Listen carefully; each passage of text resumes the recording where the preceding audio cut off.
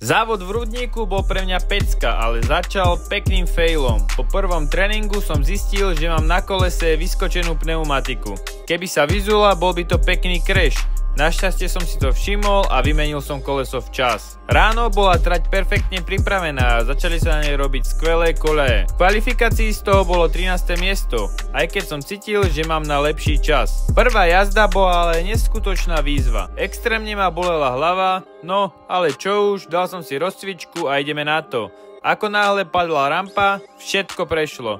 Odštartoval som okolo 14. miesta, dostal som sa na 12 a pretekali sme sa o toto miesto až do posledného kola.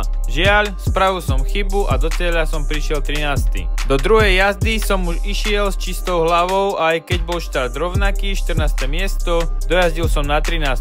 Celkovo 13. miesto a v priebežnom hodnotení MMČR som 10. Trať bola rozbitá, nadražkovaná, ťažká a perfektná. Teraz nás čaká krátka pauza, ale už o 2 týždne sa vidíme na MX Open vo Sverepci. Sleduj ma pre ďalšie videá a zážitky.